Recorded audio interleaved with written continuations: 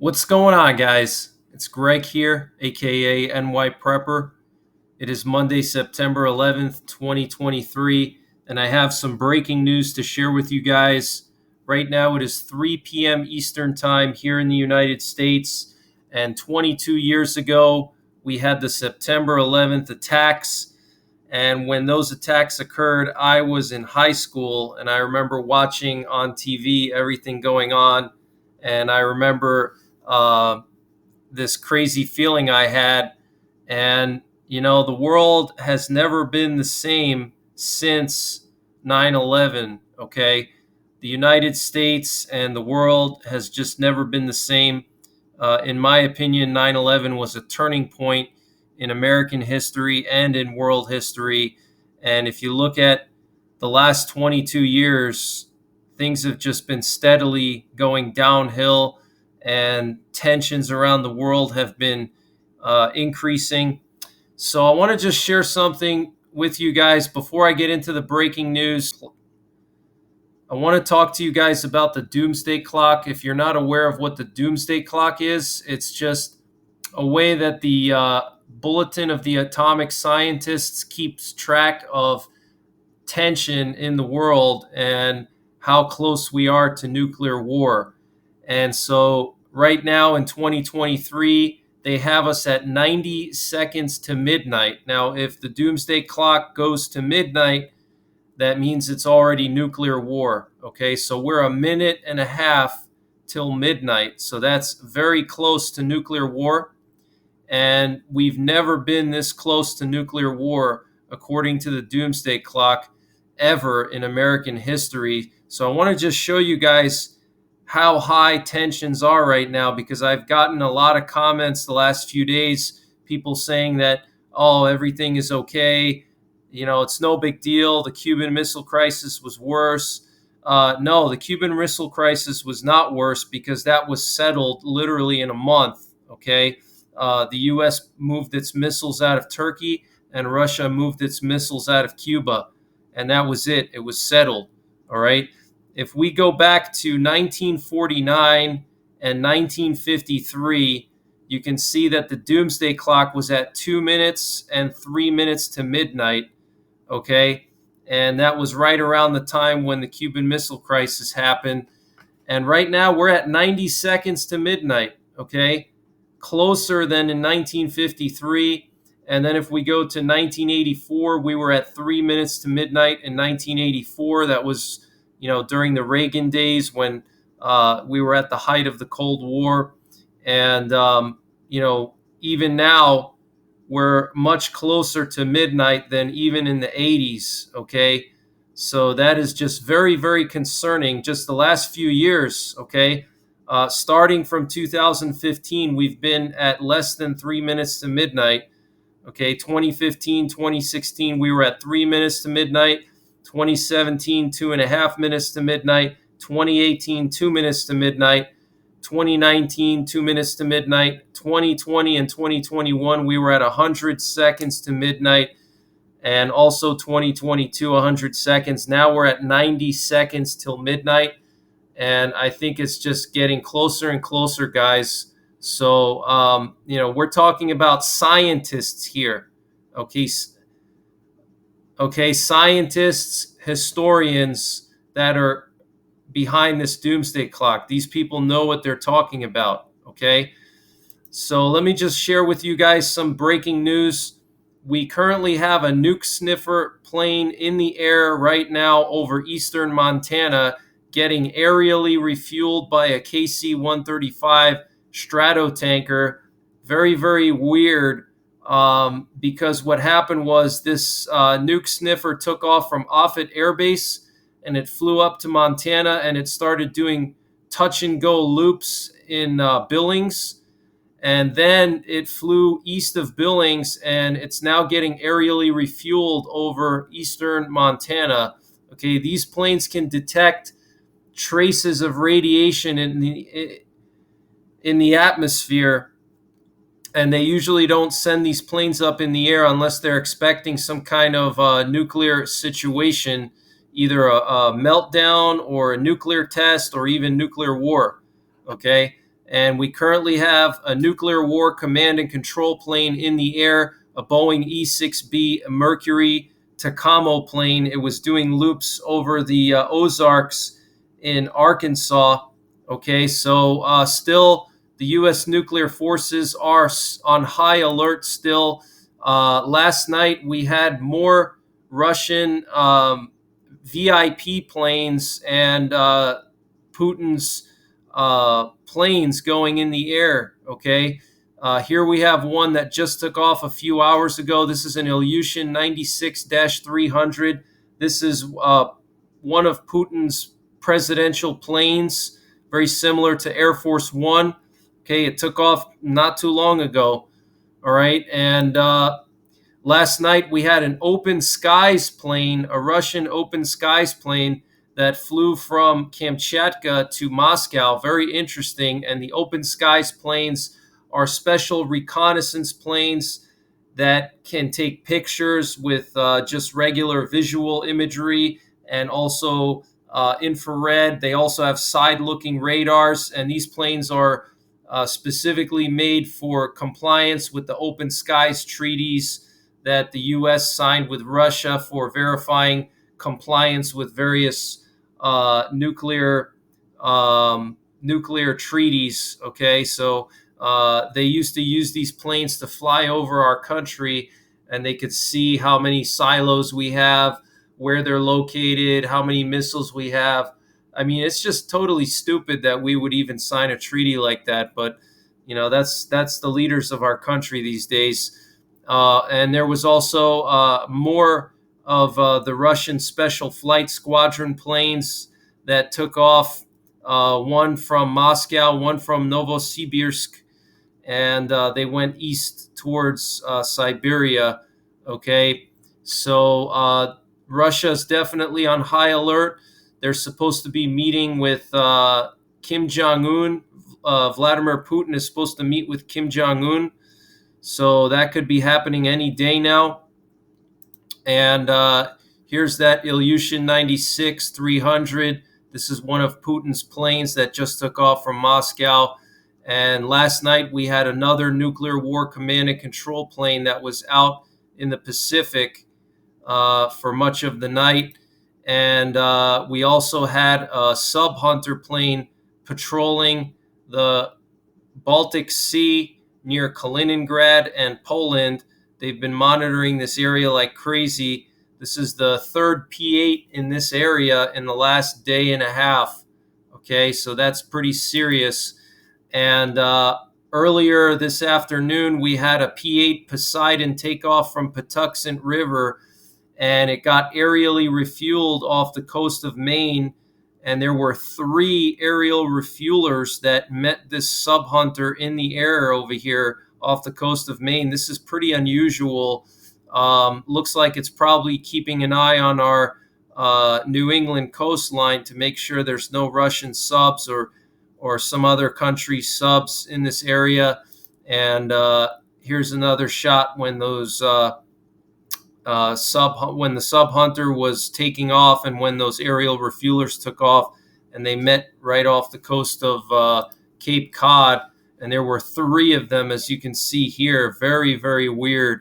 And we also had massive monitoring of the Baltic countries and Poland last night and early this morning. Here we have an Italian ISR plane that was going up and down the Baltics from Lithuania to Estonia, just doing dozens and dozens of loops here. And then we had an American E-8C Joint Stars that was patrolling the northeastern part of Poland. And these planes can detect ground targets. So they have special radars that can pick up tanks and convoys and things like that. And so it was flying along the Polish Kaliningrad border and the Polish-Belarus border. So heavy monitoring continuing in Poland and the Baltics. And here we have a Polish border guard plane this afternoon flying along the Polish-Russian border. Okay, check that out. And earlier this morning, we had a lot of ISR activity along the Ukrainian Romanian border, there were two RC-135s patrolling the Ukrainian-Romanian border, and there was also an Apache helicopter as well. And so I find it very interesting that they would deploy two of these just a few days after Romania announced that they had two Russian drones crash on their territory. Okay. And right now we have a NATO AWACS plane getting refueled in Romania. We also have a sub hunter off the coast of Romania in the Black Sea right now. Okay, so here's a close-up shot showing that AWACS plane near Moldova in Romania, and it's getting aerially refueled by a KC-135. And here we have that P-8 patrolling the Romanian Black Sea near the Danube Delta. So a lot of stuff going on. And we have some major breaking news coming from the Financial Times. Apparently, in the springtime, this coming spring 2024, NATO plans to conduct the largest ever military exercise since the Cold War that's going to take place in Poland and the Baltic countries. Okay, I'll say that again. According to the Financial Times, in spring 2024, NATO plans to conduct the largest military exercise since the Cold War. The maneuvers are to take place in Poland and the Baltic countries. Okay, that is absolutely huge news, guys. If you remember, there was the Able Archer exercise in 1983 that almost caused nuclear war with the Soviet Union. Is that what they're trying to do here? I don't know. But, just massive exercises planned. And before I continue with the breaking news, I want to just give a shout out to the sponsor for today's video, and that's My Patriot Supply. If you're looking for emergency food, check out My Patriot Supply. I have a special link in the description below this video. It's preparewithNYPrepper.com. And if you use that link, you can get $200 off of their 3-month emergency food supply. So that drops the price from $800 to $600. And this is freeze-dried food, so it can last up to 25 years if stored properly in stable temperatures. And, no big swings from like hot to cold. You have to keep this stuff in a place where the temperature doesn't change a lot. Okay, but check them out. Great deal for you guys. And I want to just share with you some more breaking news. So Ukrainian forces retook two critical drilling platforms in the Black Sea. And these drilling platforms, obviously for, I believe, natural gas. And these were taken by Russia in 2014 when they took Crimea. So these have been under Russian control since 2015. And the name of these drilling platforms is Petro, Hadavalets, and Tavrida. And the Ukrainian forces also claim to have seized ammunition and a Neva radar, and they also claim to have damaged a Sukhoi 30 fighter jet during the battle for the platforms. So that's pretty serious, guys. They've seized two major drilling platforms in the Black Sea close to Crimea that Russia had since they occupied Crimea. Okay, so huge news there. And Ukraine is continuing to advance in Zaporizhia. This is that critical part of occupied Ukraine in southern Ukraine that if Ukraine were to take this territory, it would split the land bridge that Russia created. So let me just show you guys the latest activity here near Robotine. So let me just go back one day. So here we have September 9th, and let's go to September 10th, and you can see that they advanced just a little bit here, okay, near this town, Novoprokopivka, okay. So here's 2 days ago, and then here's yesterday, okay? So they're slowly advancing and making this pocket bigger over here. And as they do that, the chances of them splitting this land bridge increase. I mean, this is a big pocket, guys. Look at that. And if they do split this land bridge, whenever that's going to happen, if it happens, I would be very concerned about Putin doing something crazy. And they're also making gains over here in another part of southern Ukraine. They're making some small advances near Urozhane. So, the Ukrainians are making small gains, nothing huge. They also gained the foothold a few days ago in that town near the Donetsk International Airport. So that's huge news. And we also have some breaking news coming from Ukraine that apparently talks with Germany over the supply of Taurus cruise missiles to Ukraine are going in the right direction. This was stated by the Ukrainian Foreign Minister Dmytro Kuleba. So looks like Ukraine might be getting Taurus missiles very soon. And this was stated today after Anna Baerbock visited Ukraine and met with Dmytro Kuleba, the foreign minister. So huge news there. And we also have some breaking news coming from the Ukrainian Ministry of Defense. Apparently, 470,000 hectares of agricultural land are going to need to be demined after the war ends. Okay, 500,000 hectares of farmland is going to need to be demined. That is absolutely insane. And we also have some breaking news that Poland just signed a deal to purchase 486 HIMARS launchers with deliveries expected to begin in 2025. And Poland is actually going to be using their own domestically produced trucks that they're going to be mounting those launchers onto. So they're not purchasing the full HIMARS with the truck. They're going to produce their own trucks and they're going to mount those launchers onto their own trucks. So this way they save a little bit of money and also it speeds up the delivery time. And this purchase is also going to include technology transfer so Poland can domestically produce their own HIMARS from scratch. Okay, so that's going to bring Poland up to a total of over 500 HIMARS. That is absolutely insane. And I want to remind you guys that Poland has already ordered the ATACMS missile, and they're not bound by any limits to any long-range missiles like Ukraine is. So Poland can really splurge and order all the long-range stuff.